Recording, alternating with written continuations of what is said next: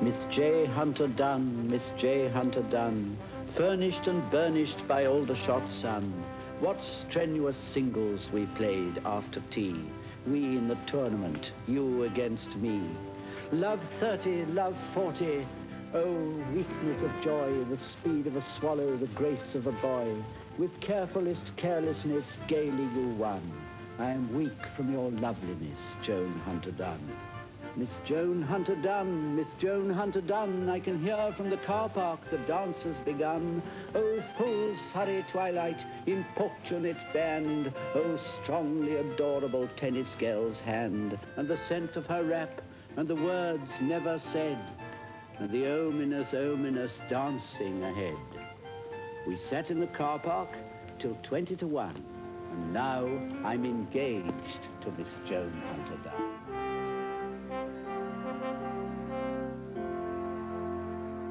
Sir John Betjeman, you are the new Poet Laureate, aren't you? Yes. Your appointment has been stigmatised in the Guardian as... Oh, yes, the Manchester Guardian. The Manchester, as was, and I quote, as arbitrary and irrelevant. Do you, Sir John, feel yourself to be arbitrary and irrelevant? Yes, thank goodness. Good. Yes.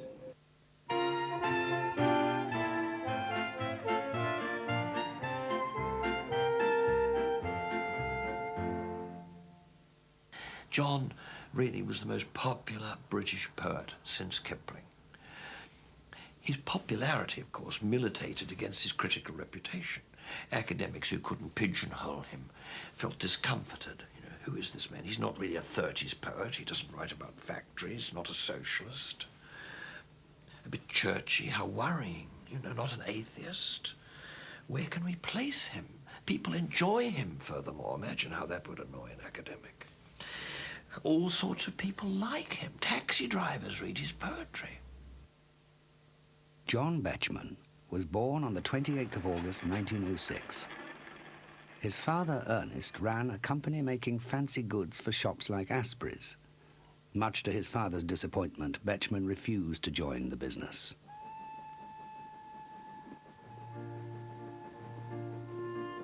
In the main, the Betjemans were a normal middle-class family. They lived in Highgate and took regular holidays at Trebetherick in Cornwall.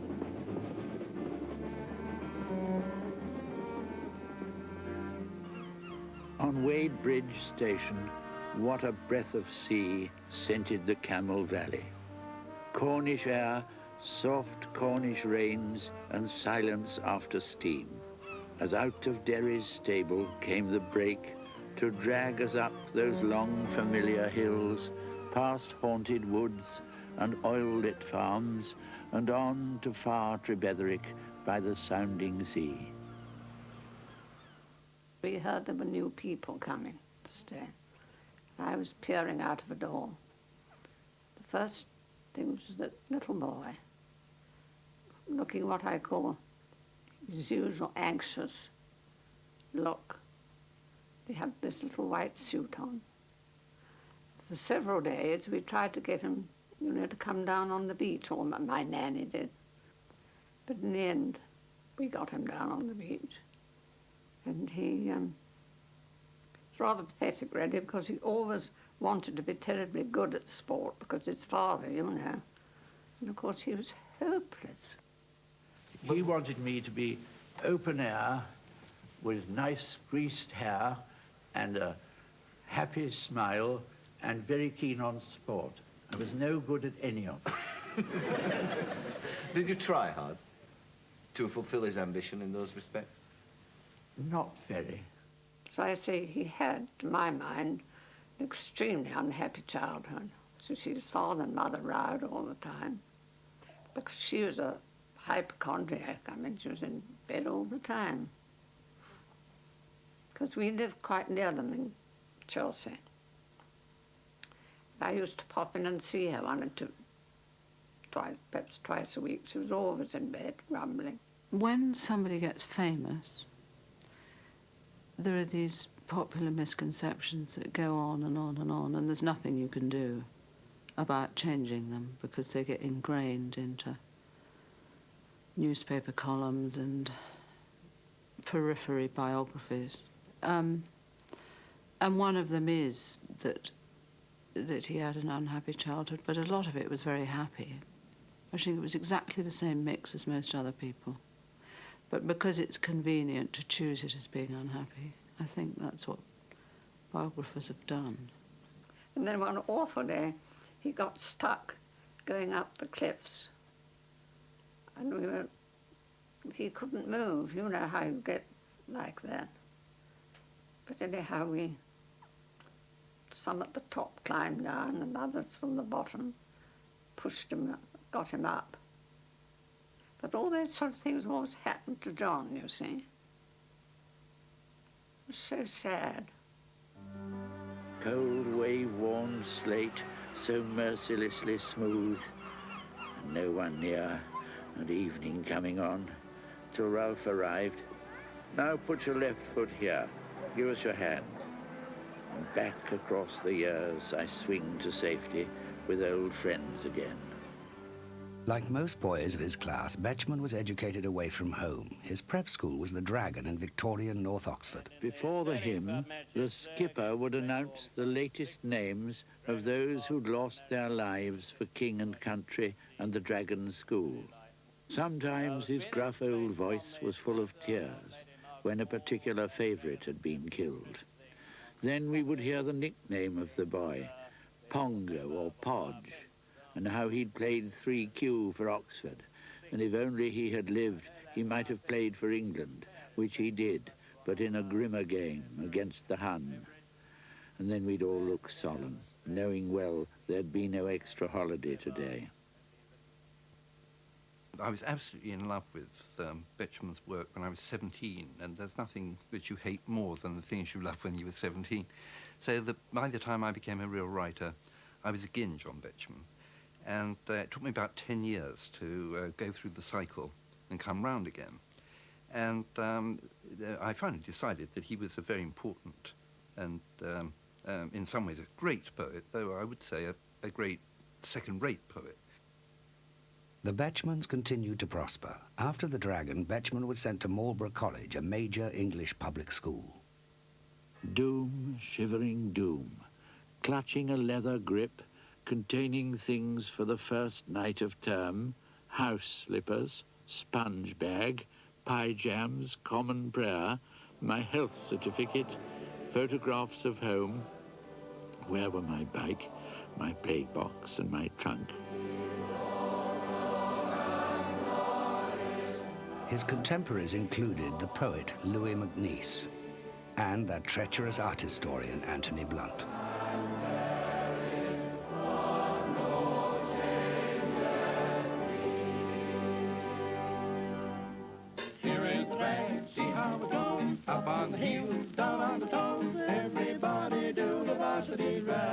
From Marlborough, Betjeman went to Magdalen College, Oxford. Among his friends were Evelyn Waugh, W.H. Auden, Christopher Isherwood, and the charismatic Dean of Wadham, Maurice Bowra. It seems to me that he is a poet who was actually forged in a very avant-garde situation. He was in Oxford in the 1920s when Harold Acton was booming the wasteland out over a megaphone and bringing Gertrude Stein over to talk when everyone was interested in modernism, when Paris was sending out extraordinary radiations of a new way of doing things. First college rooms, a kingdom of my own. What words of mine can tell my gratitude?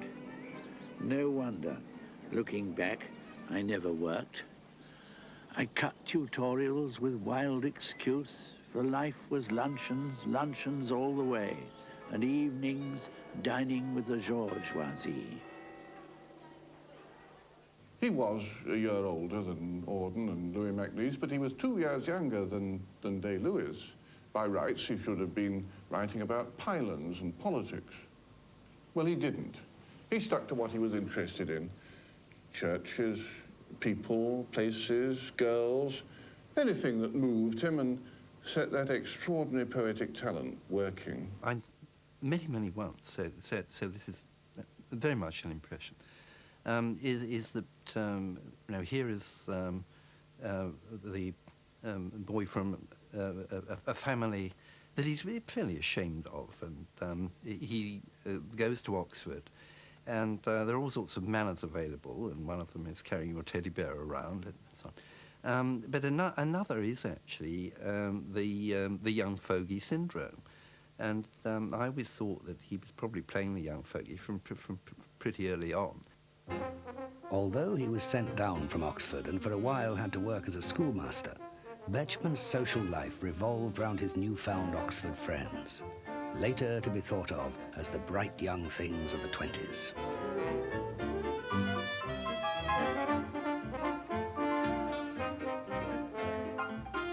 While engaged to Penelope Chetwood, he proposed to Wilhelmina Billa Cresswell. I thought he was fascinating. I didn't think he was terribly eccentric. I think one expected people to be rather like that. I don't quite know why. I remember thinking, someone saying, was he handsome? And I said, no, his teeth are covered with green slime, so he's not terribly handsome. But nevertheless, I thought he was very attractive. But I didn't know anything about sex. You didn't? No, I thought it was, I didn't know what it was. Really? I mean, what age are we talking about now? Up until what age didn't you know about it? I don't think I found out about it until I went to my public school. I used to be told vague things about plants and didn't know what they were talking about. Here you have, in bluish green and white, an offer from a young and literary man. First, let me put the objections to marrying me. I think it was a brush-off, the whole thing, myself. A, loose character, weak and self-indulgent and egocentric, extravagant and selfish, all true, I may say. No birth, parents estranged both from me and one another, and not at all the right class for generals. No hope whatever of their getting on. After all, she must marry a gentleman. Contracted already to someone who undoubtedly loves me, and to whom it is going to be horrible to have to be unkind. It was awful of me not to be being kinder about Penelope, who was one of my greatest childhood friends. Then I thought there was something very wicked when I found out about it. I thought if there was a sin against the Holy Ghost, then it was sex. Really? I really thought that. Yes. And it didn't hurt at all when it ended. Not at all, for either of us. And I remember Penelope coming back from India, and there being a party somewhere. I think it was at the Liggins. And I remember Patrick and Ross or somebody saying, ooh, they're both here. I'm longing to see this meeting between Penelope and Billa. But actually, we just kissed and remained old friends. I've always admired people who were taller than myself.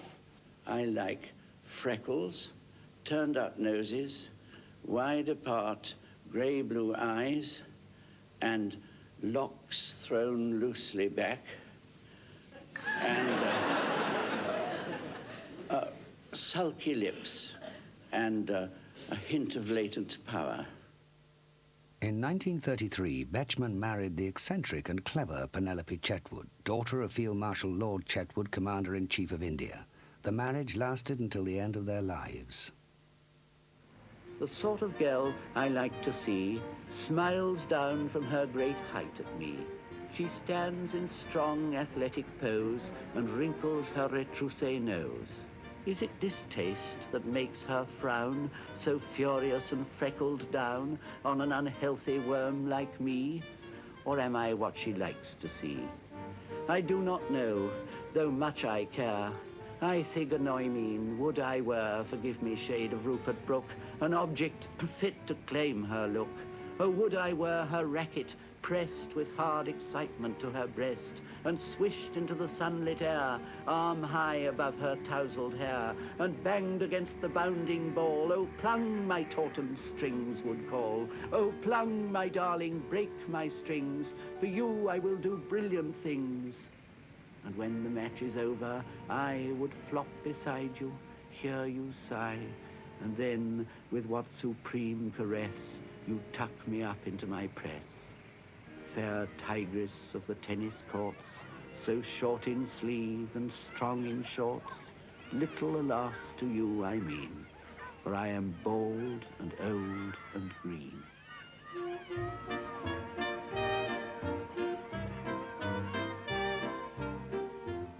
The purest love of one's life is before one's had any sex. And when one doesn't know what it is, this passion, outgoing passion, I do anything for the person I loved. And it didn't matter whether it was girl or boy. And my first people I noticed were girls. Then it moved on, of course. I don't believe that one's indifferent to either sex. Did you, in fact, when you had these crushes, did it move you to write poetry? Yes. Deeper feelings than I've ever felt. Never felt so sick with love as when I was in my teens. And indeed, at the age of about 7, I think, was the first love I felt.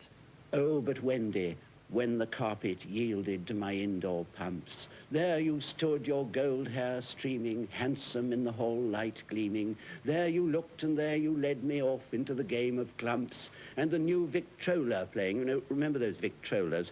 They were a kind of early form of gramophone made to look like a cocktail cabinet. And then the new Victrola playing and your funny uncle saying, oh, funny. By the way, funny uncles in those days were never very funny, were they? They were like the jokes the conjurer makes when one wants to watch his tricks. And your funny uncle saying, choose your partners for a foxtrot, dance until it's tea o'clock, come on, young uns, foot it featly. Was it chance that paired us neatly? I who loved you so completely, you who pressed me closely to you, hard against your party frock. Meet me when you finished eating. So we met, and no one found us. Oh, that dark and furry cupboard, while the rest played hide and seek. Holding hands, our two hearts beating in the bedroom silence round us. Holding hands and hardly hearing sudden footstep, thud and shriek. Love that lay too deep for kissing. Where is Wendy? Wendy's missing. He was always having to take on extra work to send us to school. I mean, you don't make money as a poet, so you have to supplement yourself with hack work, what he called his hack work. He made hundreds and hundreds of broadcasts for about £8 each, I should think. Worked for newspapers and magazines incessantly. Betjeman worked for the Shell Oil Company, and with his friend, the painter John Piper, he produced the Shell Guides, a revolutionary way of looking at the architecture and topography of England. I think he and John Piper were in a way rather similar, that they'd had these fathers who wanted them to follow in their family farms, and they'd rebelled against it and gone off and done other things. They just got on. I mean, they found they had the same kind of jokes and the same kind of knowledge and the same kind of passions and experience, and so they never looked back, really, I think. Why do you suppose that we all like churches so much? Why is it, yes? Why does everybody like them? Because they're there whatever happens, aren't they? That's right, and there's some sort of standby which gives you... And the vicars are always interesting. Yes, they are. And a parish magazine. He noticed everything about churches, and he noticed every church. I mean, driving with him anywhere, even if you went to the station to catch a train and there wasn't much time, and you passed the most boring-looking church, you had to stop and look at it. He liked it. He found something of interest in every church.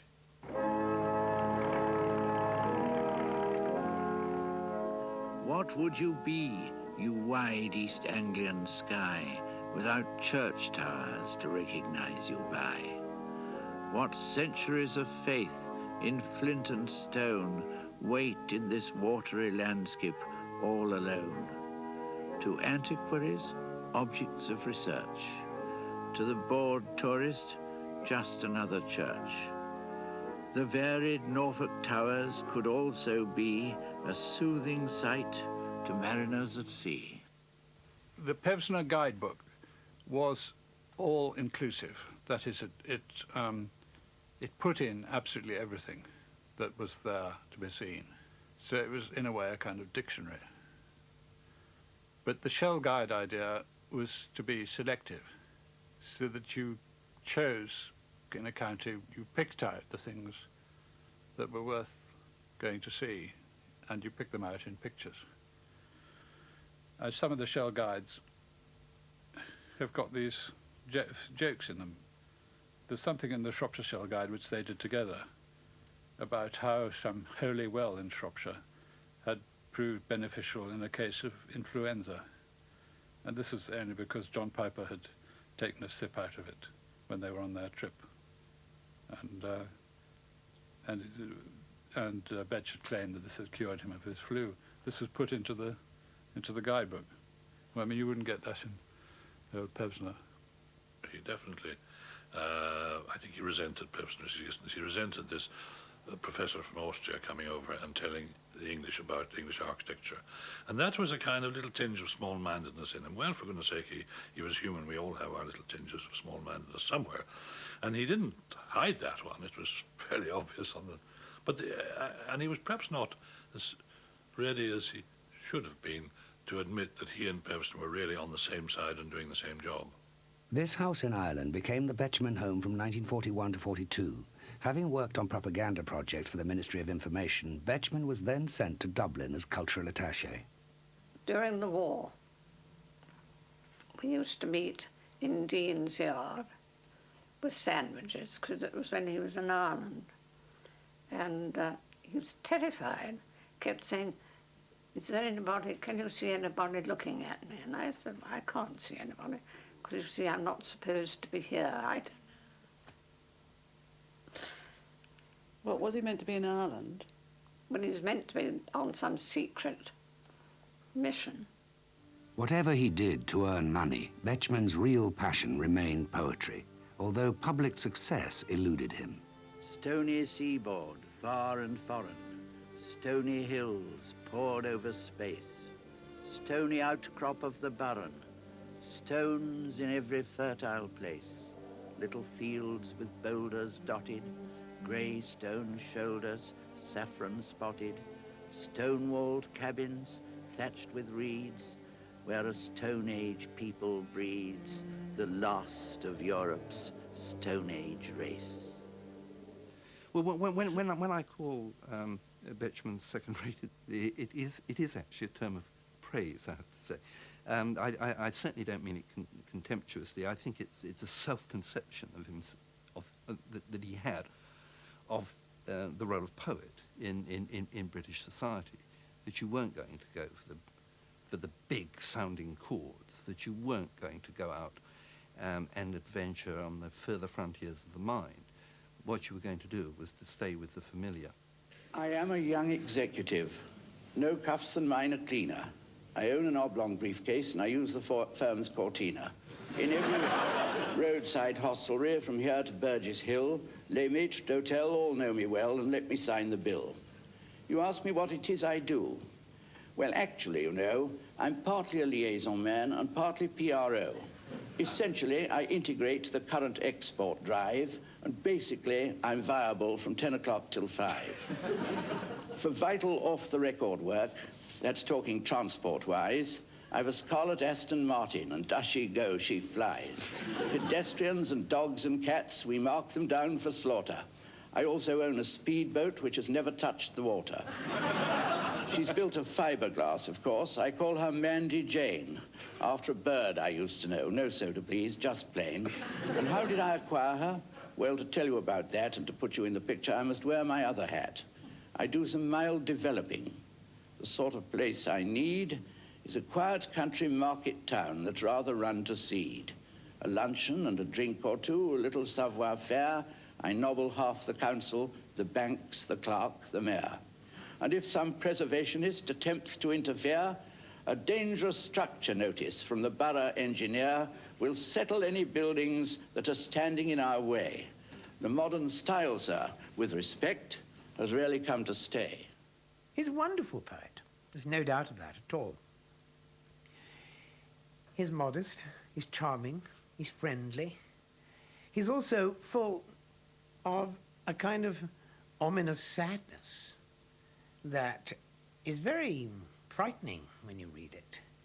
And the skillful thing about it is that it's done, as it were, by sleight of hand, because the metric is rather sort of old-fashioned Victorian, but he's all the time talking about extremely modern things and things that affect us all today. And And he wants to please and to be charming, but at the same time, he doesn't betray what he thinks. He says what he thinks. This is the time of day when we in the men's ward think, one more surge of the pain and I give up the fight. When he who struggles for breath can struggle less strongly, this is the time of day which is worse than night. A haze of thunder hangs on the hospital rose beds. A doctor's foursome out on the links is played. Safe in her sitting room, sister is putting her feet up. This is the time of day when we feel betrayed. Below the windows, loads of loving relations rev in the car park, changing gear at the bend, making for home and a nice big tea and the telly. Well, we've done what we can. It can't be long till the end. This is the time of day when the weight of bedclothes is harder to bear than a sharp incision of steel. The endless, anonymous croak of a cheap transistor intensifies the lonely terror I feel. In the 1930s, it became obvious that one of the things that was happening in British culture was this massive suburbanization. We were moving to the age of suburbia. And amongst other things, Betjeman became the poet of that suburbia. Suburbia is anti-intellectual, it's dull, it's dumb, and so on. But it needs its voice. And first Betjeman, and then later on, Larkin in Retreat in Leicester and Hull, became the poets of something at the centre of changing modern culture, which made them modern. She bolted the big, round window. She let the blinds unroll. She set a match to the mantel. She covered the fire with coal. And tea, she said in a tiny voice, wake up, it's nearly 5. Oh, chintzy, chintzy cheeriness, half dead and half alive. Do you know that the stucco is peeling? Do you know that the heart will stop from those yellow Italianate arches? Do you hear the plaster drop? Nurse looked at the silent bedstead, at the grey, decaying face, as the calm of a Leamington evening drifted into the place. She moved the table of bottles away from the bed to the wall, and tiptoeing gently over the stairs, turned down the gas in the hall. That's a very good poem. I think he is uneven. I'm slightly suspicious of the fact that he's the poet who is admired by those who don't like poetry and don't read poetry. But this fate has overtaken other people as good. Edward Fitzgerald, the Rubaiyat of Omar Khayyam, is the obvious one. Houseman is another. There are lots of people who have steeped themselves in Houseman who aren't really interested in poetry. And John Betjeman's poetry has that sort of superficial charm which appeals to those kind of people. But it does go much deeper than that, I think. I mean, I think the sense of place in his poems. I don't just mean the name-dropping about Dollis Hill and Harlesden and all this kind of thing, which is a trick which he invented, and which is, once he'd invented it, of course, became really rather easy. Strings of names, evocative names, names of motor cars come up, Upmobile de Lars, that kind of thing, which is essentially journalism. But I think that when he gets into his stride with that marvelous feeling of sort of nostalgia, caught, I suspect, from the late Hardy, Beanie Cliff and that kind of thing, you know, and Walden Pinnacle Protection, an extinguished family waits at Church of Ireland Resurrection by the broken rusty gate. It's absolutely spot on, and it comes from a very, very deep well of associative fascination with landscape and topography. There in Pinnacle Protection, one extinguished family waits at Church of Ireland Resurrection by the broken rusty gates. Sheep's wool, straw and droppings cover graves of spinster, rake and lover, whose fantastic mausoleum sings its own sea-blown Te Deum in and out the slipping slates. After the war, Betjeman continued his career as a freelance journalist. He consolidated his role as a conservationist both on radio and the new medium, television. The destruction of London by Goering, I think he found forgivable. The destruction of London by Londoners, I think, hurt him deeply and enraged him. John said, never rave too much about buildings you love in front of the wrong people or they'll pull them down. Snow falls in the buffet of Aldersgate Station. Toiling and doomed from Moorgate Street puffs the train. For us of the steam and the gaslight, the lost generation, the new white cliffs of the city are built in vain.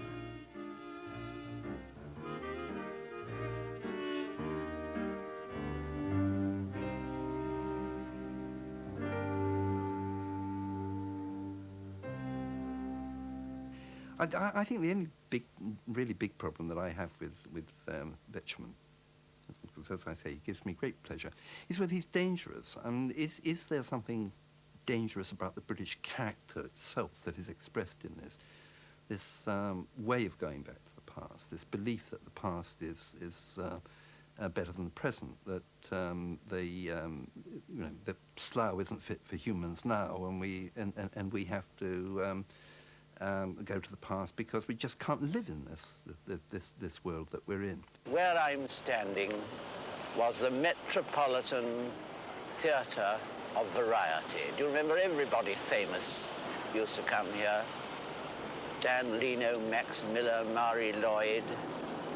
And look, I mean, it almost makes you like Clanning, doesn't it, for the lack of it there is here. Look, they put a car park on the site. They needn't have taken it down at all. He called himself a senior journalist. He preferred that title to poet because he was often advertising for secretaries. He said, senior journalist requires secretary. He said, if you say it's John Betjeman or it's a poet, you'll get some, ratbag. Some loony will turn up. But with any luck, you get a nice, dull, hard-working person if you're a senior journalist. The thing is to conceal the fact that you're a poet from them as long as possible. But of course, everyone knew John. He was a star. He was an absolute major star. Most remarkable, I used to find, was his totally exhaustive knowledge of the architecture of the 20th century. People like Morph, Bennett, relatively unknown interwar architects. He knew all their work. I mean, he'd worked on the Architectural Review when the buildings were going up.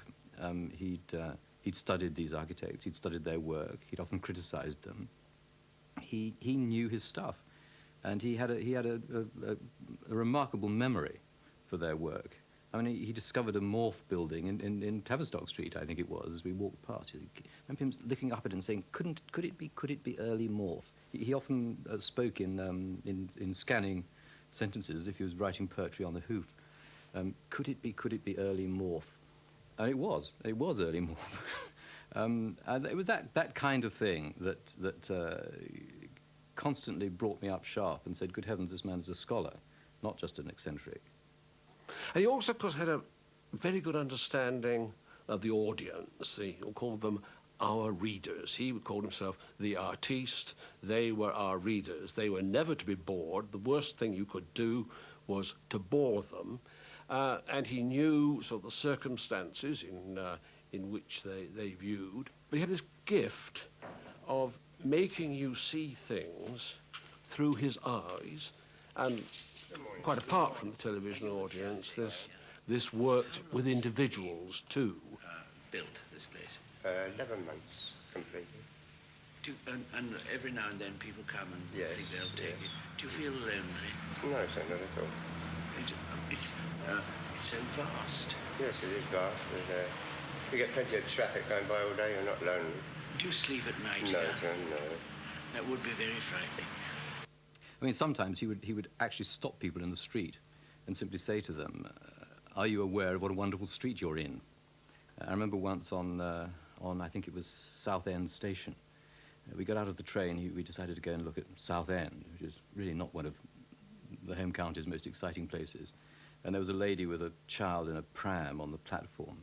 And he went straight up to this lady and said, "Are you aware how lucky you are to be on Southend Station?" I mean, the woman looked completely dumbfounded. He did not, I'm afraid, communicate his love of Southend to her, but it was an indication of his enthusiasm that he was quite prepared to go up to complete strangers and simply tell them what was there to be seen around them. My father's greatest gift was bringing out the divine in the ordinary, I think. Showing people tiny, unimportant things that they might never think twice about, like a manhole cover, and then suddenly there was a thing of great beauty which somebody had taken a lot of trouble designing and carving and thinking about. I mean, look at those compared to a British Rail logo or something. I mean, the old buffer thing, he did that when he was about 30, you know? He grew into it later on, of course. And the persona of John that you saw on those very successful and very delightful topographical television programs that he did, by then he had really grown into it. Part of it was really genuine in the sense that he didn't move as quickly then as he had when younger, and so on. But part of that was an act that he'd been playing for quite a long time. Gilbert Scott was not allowed to use Gothic for the Foreign Office, but in 1865 he got his revenge. The Midland Railway, which was a provincial company with headquarters in Derby, at last got a route to London, to St Pancras. When it got to the stage where he was making lots of telefilms in the 60s and 70s, then he was away. I mean, it was his favourite form of art in the end, and he did consider it an art, making films. His style seemed effortless, of course, concealed great technical skill. He never congratulated himself on a performer. He preserved his amateur status, you know, and an amateur is, after all, a person who loves. You know, he'd sort of wander into a landscape and then look at the camera and start talking about it, talking about a church or a picture. And it looked easy. He made the difficult look easy. Whereas, of course, so many people, like rock stars, make the easy look difficult. I can't remember my verse once it's out. You can't? I'd have to get a copy of it, and I can see one waiting here. Yes, just by chance we got it there. Yeah. Really? Honestly? It's short. Can you read it all right? Yes, Sir John? it's called In a Bath Tea Shop. Let us not speak for the love we bear one another. Let us hold hands and look. She, such a very ordinary little woman. He, such a thumping crook. But both, for a moment, little lower than the angels in the tea shop's ingle nook. The Betjemans never separated and remained good friends until the end. But from the 50s, they lived increasingly apart. When they parted, you see, he was in the more, he hadn't got anything really. And I don't know, but as I say, we did get on terribly well. And as I say, people will not believe when I say it was a platonic friendship, because it was in every single way. I think we used to give the kiss when we met, and that was that. And I used to get postcards from him. Goodness sake, come to London and make me laugh. The film about Metroland, there's a wonderful bit in that where he misses the golf ball and he just throws back his head and laughs, and that was John enjoying himself. Although, of course, he had a very melancholy side, as you well know, and used to worry a great deal about things, life in general. There was a lift at number 10 which was lined with red suede, and he used to think it was most erotic, this lift, and it used to take a very long time to get from the ground floor to the top. And he used to think, imagine all the things that had happened in that lift, and I know for a fact that various strange things did happen in that lift. He used to call my husband the leader, which I rather liked, and he was always asking after my husband to see how he was, and realising what it was like, how difficult it was, really, to be Prime Minister. Well, John didn't at first give the impression of a melancholy man. This only became apparent as I got to know him better. It certainly could be discerned in a number of poems that he'd written from quite early on. But it did deepen as the London he loved changed. And I think at one stage it may well have been heightened by simple things that perhaps other people mightn't have mentioned, like medication. At one stage, for example, I remember he was prescribed Valium by a careless doctor, which at that time was being dispensed like confectionery. And I think this had a bad effect on him. The only thing I was aware of was his doubts about religion, which were why he was so strong about God, really, because you have to have doubts. And he suffered terribly from doubts. But he kept on. And it was what he had in the end, over lots of people who just put it out the window. And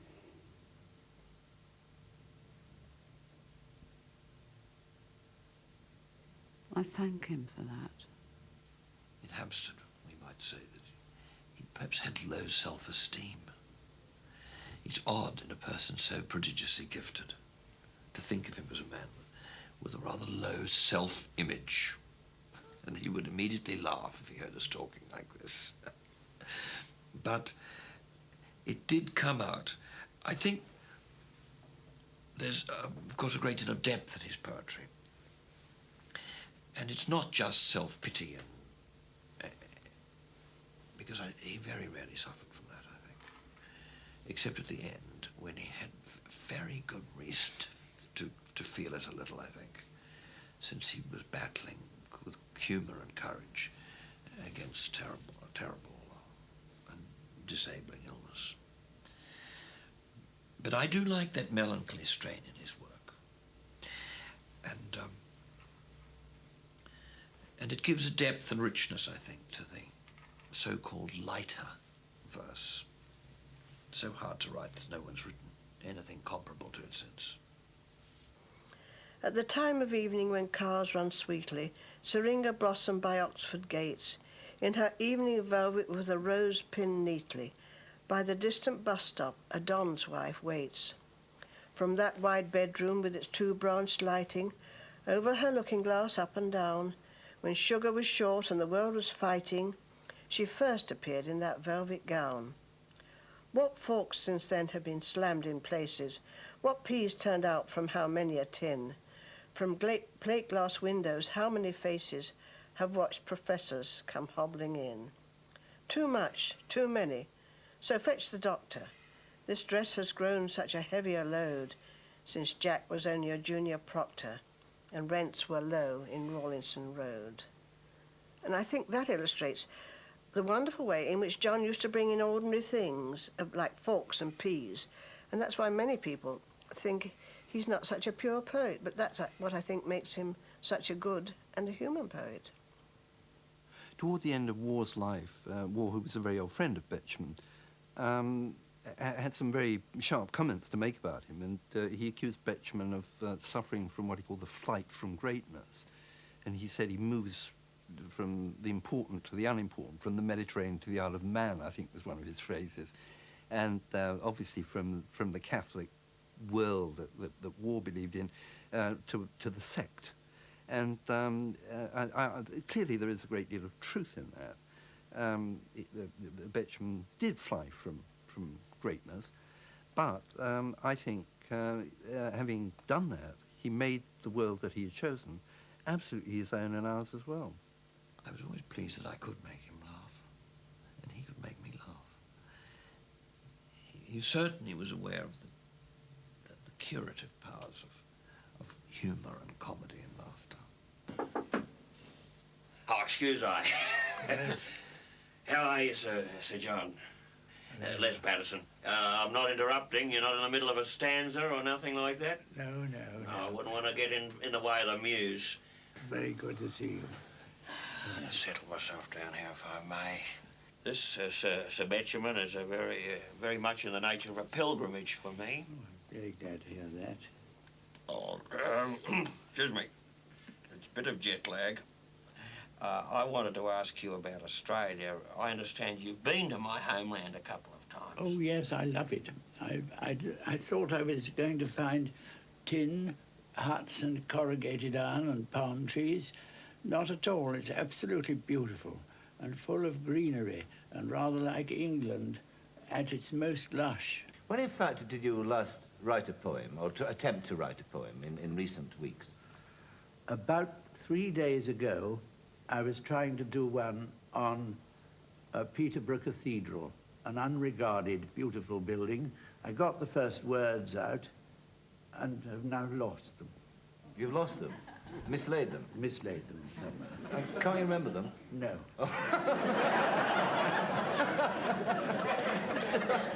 So what you gonna do? Hope I'll find them again.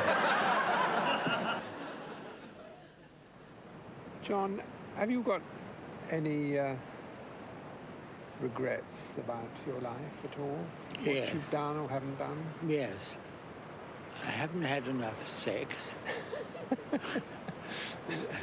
That I suppose I'm not allowed to say.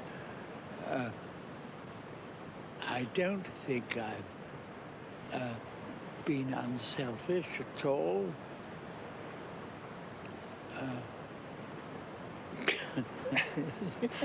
What about your work as a poet? Oh, that I think is luck. You really do? Yes. I like writing poetry, but I'm not certain that it's any good. I only hope to heaven it is. That time will tell. At the end of a long walled garden in a red provincial town, a brick path led to a mulberry, scanty grass at its feet. I lay under blackening branches where the mulberry leaves hung down, sheltering ruby fruit globes from a Sunday tea-time heat. Apple and plum espaliers basked upon bricks of brown. The air was swimming with insects, and children played in the street. Out of this bright intentness into the mulberry shade, Musca domestica, housefly, swung from the August light, slap into slithery rigging by the waiting spider maid, which spun the lithe elastic till the fly was shrouded tight.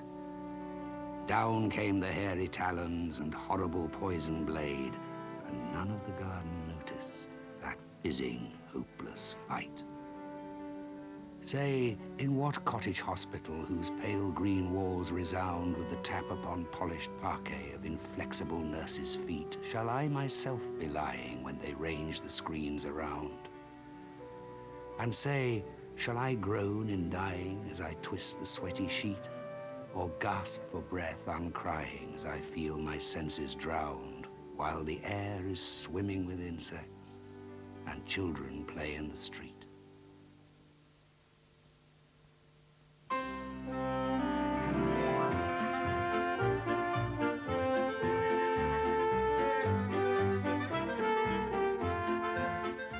A series celebrating the works and ways of Sir John Betjeman begins on Saturday the 7th of May. Time with Betjeman on BBC Two.